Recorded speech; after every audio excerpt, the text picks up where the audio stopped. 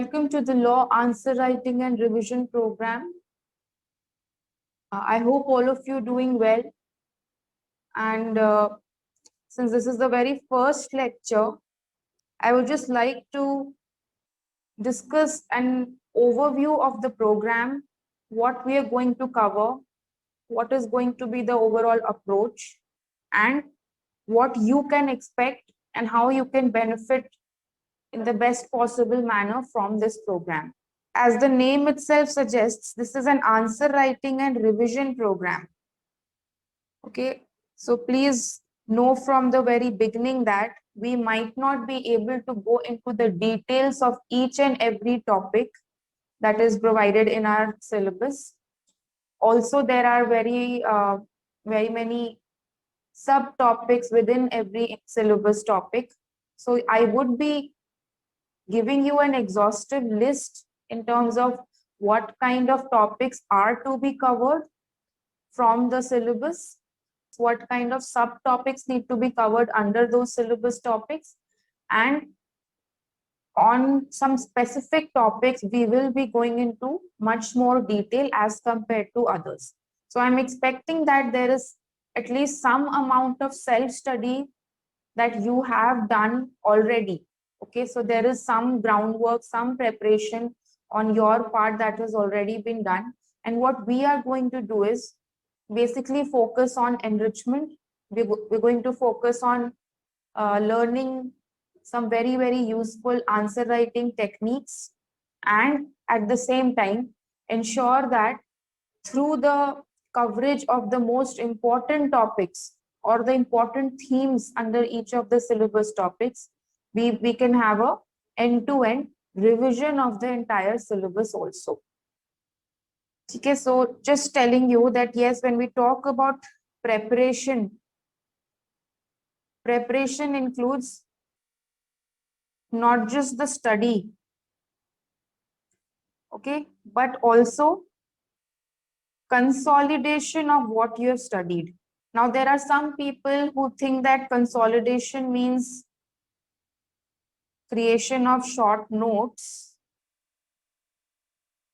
and the universal approach that is followed in creating these short notes is that most of the students just consider it to be a summary of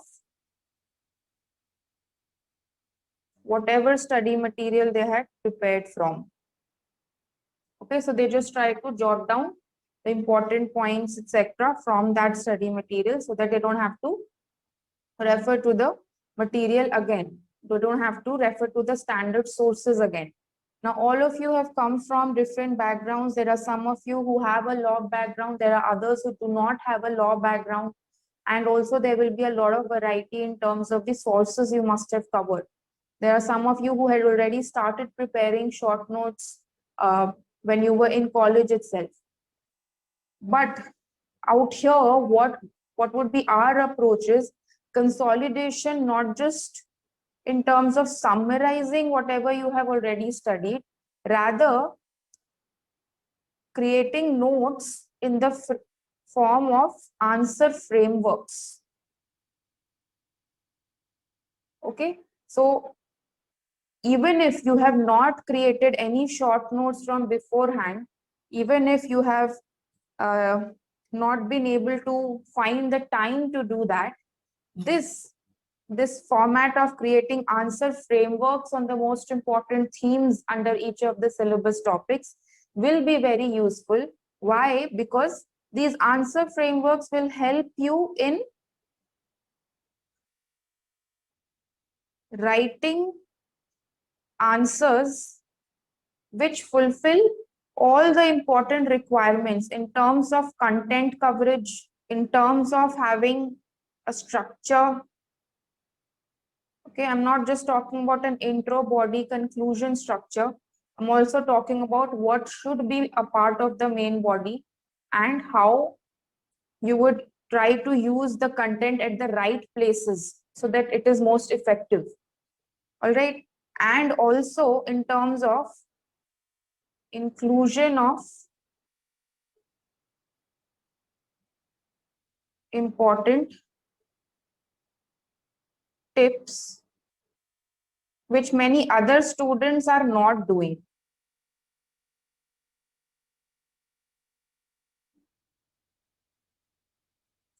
Okay, so these answer frameworks will be a combination of all this, okay, and they will help you in saving a lot of valuable time.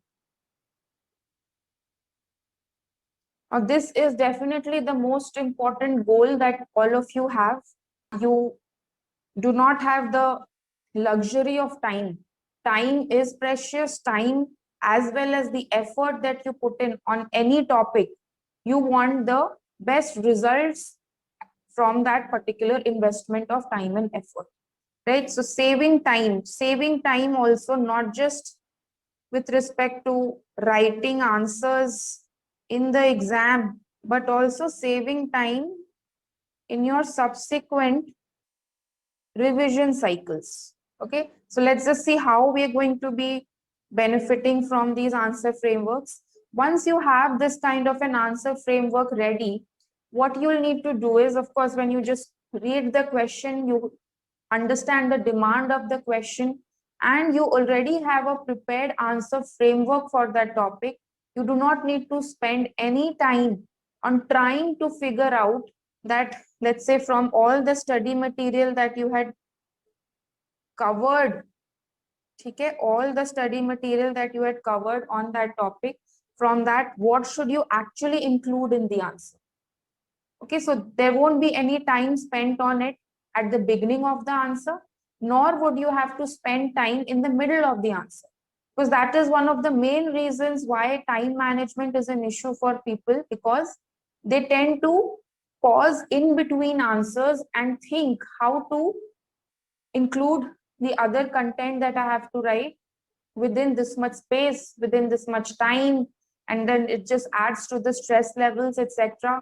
Okay, so definitely when you talk about saving time, a well prepared answer framework will always obviously help you in saving time while writing answers in the exam, and also in your subsequent revision cycles. Because let's say, I don't know in how much detail you might have gone into while preparing some sort of short notes, which I would refer from now onwards as summary notes. Okay, so whatever summary notes also you must have prepared, I'm not sure how much detail did you go into, how much concise you were in trying to include just the keywords, or were you writing entire sentences even in your short notes, etc. So I am just hoping or thinking that maybe it was a little lesser than the actual main source, but still it was quite bulky.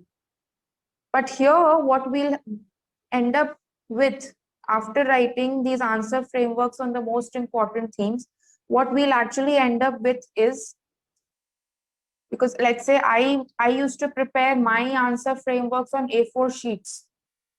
Okay, and that to A4 sheets, I used to try and use the entire length and breadth of the A4 sheet.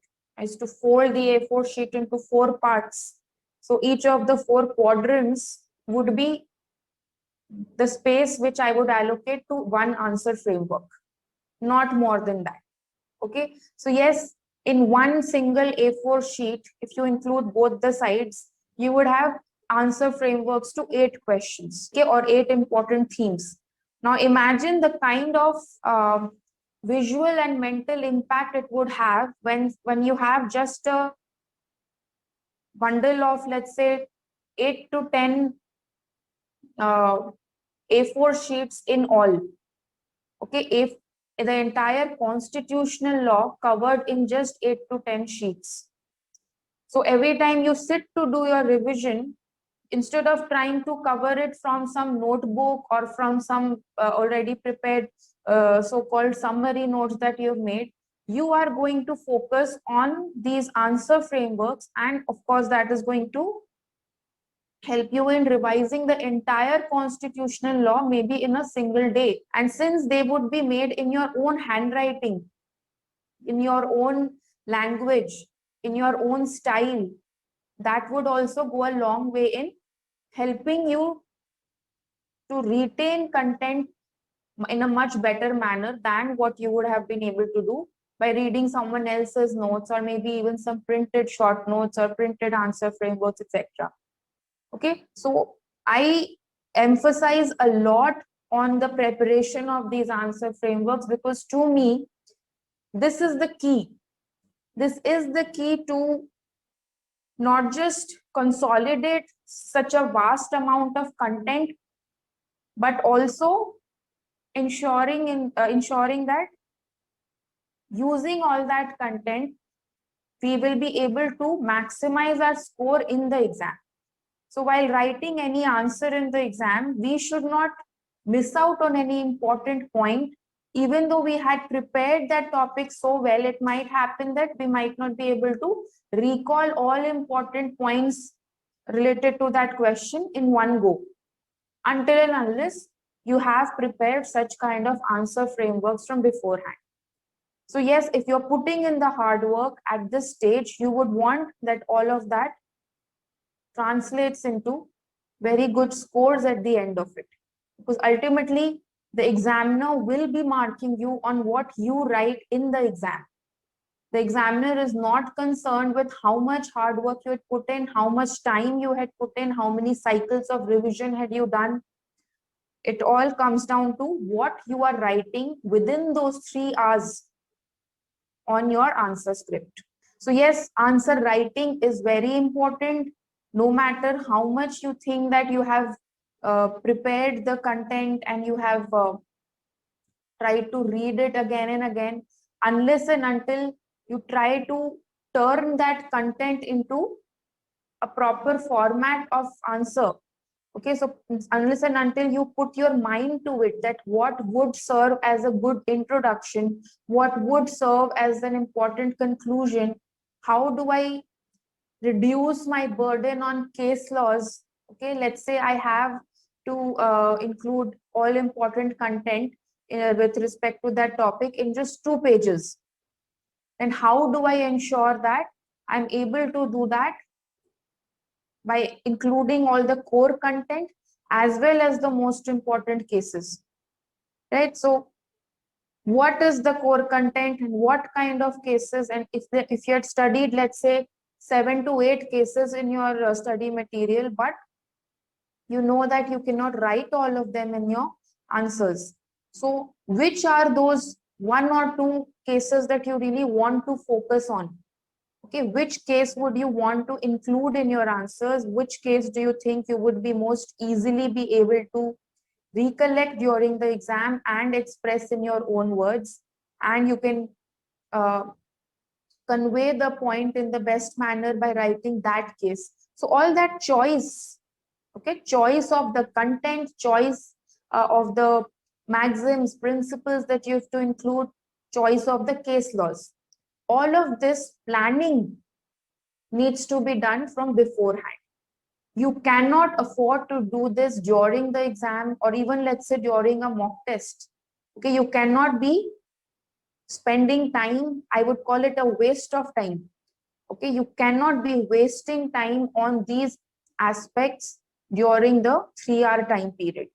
The 3-hour time period is just enough, is somehow just enough to complete the paper.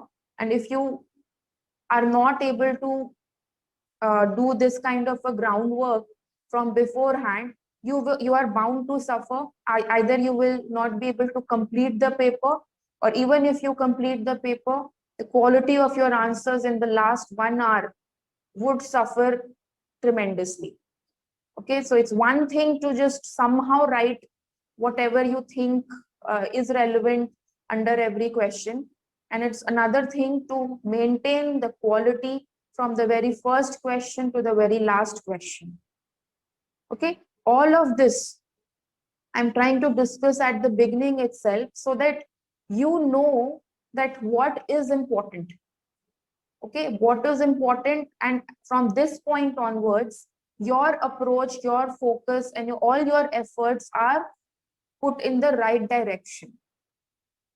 So yes, you might still be fretting about some specific syllabus topics that you've not, let's say, covered them in good detail, or you don't have pinpointed resources for them, it's all right. We will be covering everything in this program.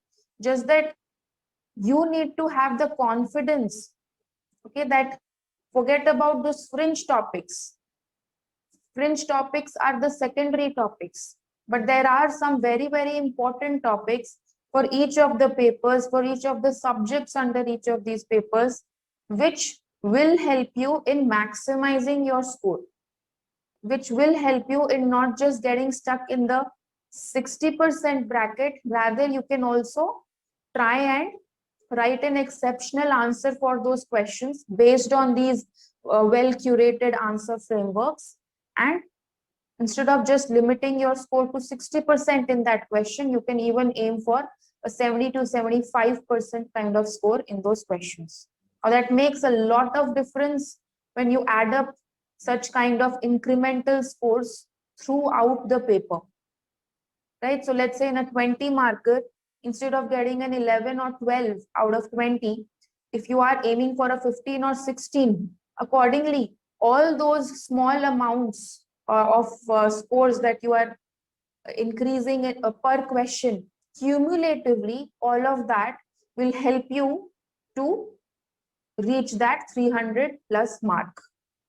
Okay, otherwise if you just have a general approach, your general approach will leave you at that average range of 230 to 250, and it will be very difficult for you to maximize the scores. Our ultimate aim is not to become an expert of law, okay, and we are not trying to prepare these syllabus topics from a law exam point of view, okay, or we don't want to become a judge, we don't want to become a lawyer at the end of it.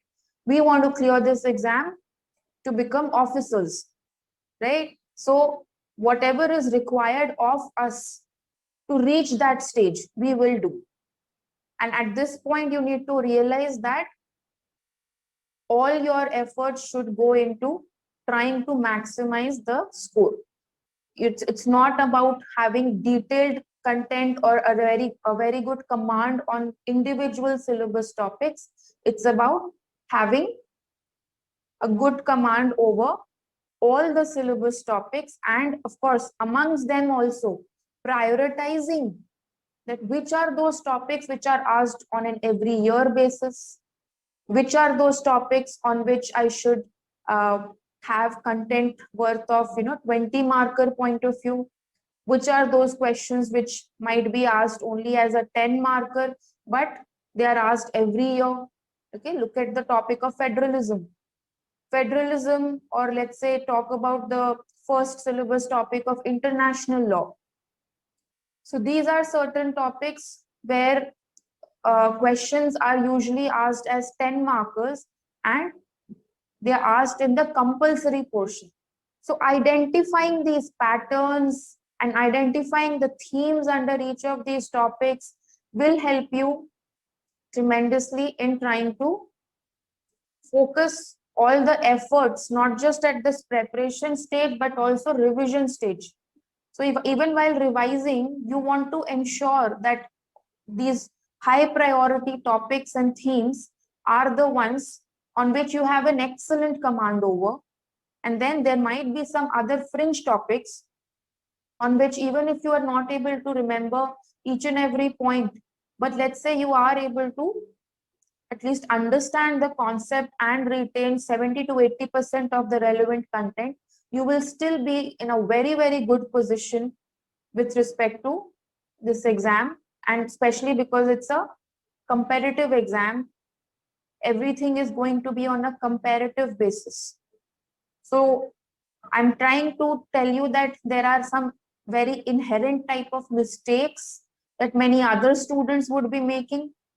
At this point, you are realizing that such kind of mistakes that you might have made, or you've heard that others tend to make, those mistakes are also important to be identified, and then you need to make all efforts to avoid those mistakes in your papers.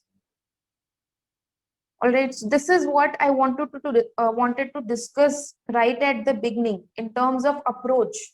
That how should you go about preparing your law optional? Please do not try to read every book that you have on a specific subject from end to end, okay, from cover to cover. That is not the approach that is required here, okay. And even if you study all of that, until and unless you are able to write a good answer based on that, it's of no value. The examiner is not concerned with respect to how many books you have studied and how many times you have studied them. He just wants to know, were you able to take out or extract the most important points related to those topics, and were you able to express them in the best possible manner in those 2 or 3 pages. Okay, so try and realize this and try and remind yourself of this essential requirement of this exam. And if you have that as the primary focus, you will definitely always be on track. Okay, and yes, there might be some situations where you might find that I'm extremely worried about this particular topic, or I feel that I'm weak with respect to the subject. All of those problems will be addressed, or all the problems will be alleviated at the end of this program. Just have faith in the process. Wherever required, we will be spending more time, okay, as compared to, let's say, some other syllabus topics. Today's lecture is supposed to be on the first 5 topics of constitutional law, and we know that those 5 topics definitely are way more important than the other syllabus topics of constitutional law also, and also maybe of other the second subject of law 1 paper, that is international law.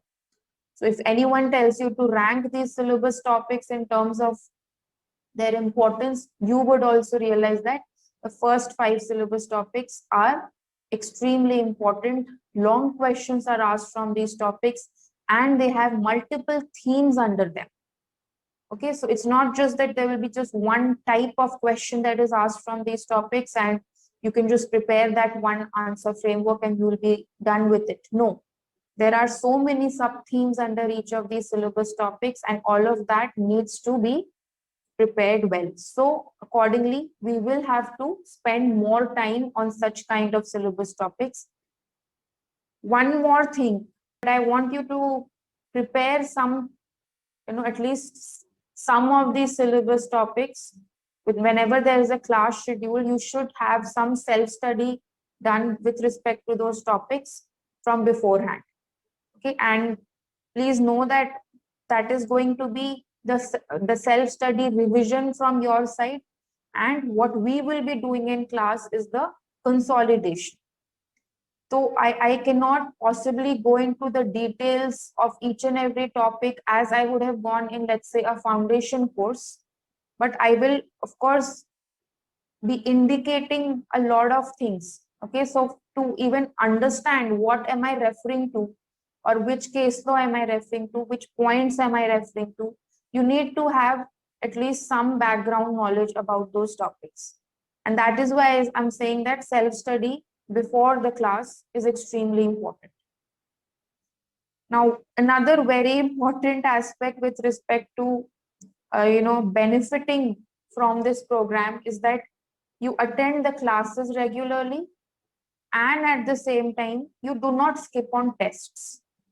No matter how much you feel that I have not been able to cover these topics well, or I have not been able to cover all these topics, if I just get one more day, if I just get 2 more days, I will be able to revise them and then I would take the test. Please see, that is not the approach. That is not what will actually help you in the long run. Because when you are trying to find those extra 1 or 2 days, what you're essentially doing is eating up on the time of the next week's subjects. All right. And at the same time, I wanted to tell you that procrastinating is never the answer, especially when it comes to tests.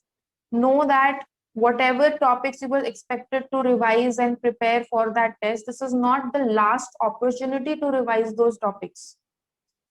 So even if, let's say, for this first test on 14 June, which is going to be on constitutional law and international law, let's say even if you could not complete the last topic of constitutional law, or you have done constitutional law very well, but you're not very confident about international law, it's all right. Okay, it's all right. And if you have attended the classes, and if you have done at least some self study from beforehand, you would have at least a basic understanding of the requirements, that you know what is the core content that you should be writing in the answer. You might not be able to recollect all the points, but you will be able to make a decent attempt on those questions. So that is what I'm talking about, that you need to have the confidence. You need to have the faith going along, that going forward, that I can never achieve the best possible performance in the very first test itself. Okay, so yes, you might want to aim for it, and that's always a good thing. But even if you are not able to get that kind of desired score in the very first test, it does not matter. The scores are not what will determine that, let's say, whatever you are getting in the mock test, exactly the same marks you would be getting. You will definitely improve. Okay, you will have more time, you will have more subsequent revision cycles to uh, kind of brush up whatever you think you were weak in, but you have ample time with yourself to have at least some more revision cycles going forward. Whenever you start your next round of revision, just note it down ki haan, these are the topics that I could not cover in my previous revision cycle, and you can start from those topics. So that is going to be much more beneficial than skipping on tests. So this was all this, preliminary discussion with respect to your approach and with respect to how you're supposed to align self-study, how you're supposed to align consolidation, answer writing, revision, and taking tests. All of this has to be as per schedule. Now, of course, it won't be possible कि 100% जो भी तुम्हें बोला जा रहा है सब कुछ वही कर ही रहे हो. I get that, but when you aim for the 100%, you will be satisfied even if you are able to do 90%. Okay, so just try your best. Try to utilize whatever time you have in the best possible manner. Put in all your efforts at this stage, because how much extra effort you put in right now, in the subsequent months, you will have that much lesser burden. Okay, yes, once, let's say, we have these answer frameworks, etc., prepared, once you have written sufficient number of tests, you will automatically be in a much better mental space, also head space. So at different levels, at different points of time, you have different types of challenges to overcome. At this stage, this is when I'm telling you, at the beginning of this program itself, at this stage, what is required is you should be disciplined. Okay, disciplined, and whatever is being told to you in class, that this should be done from your side, I'm expecting that you are ready to put in that kind of hard work. Okay, and with respect to the smart work, when I'm telling you that you have to ensure that all of this has to be done, there's a lot of planning, there's a lot of input that I myself would be working on. Okay, and all of that I'm going to give it to you, which is going to save a lot of your time with respect to the planning, etc. Okay, so all of that, you need to have faith in the process, and at the same time try to follow the schedule and to the best of your capacity.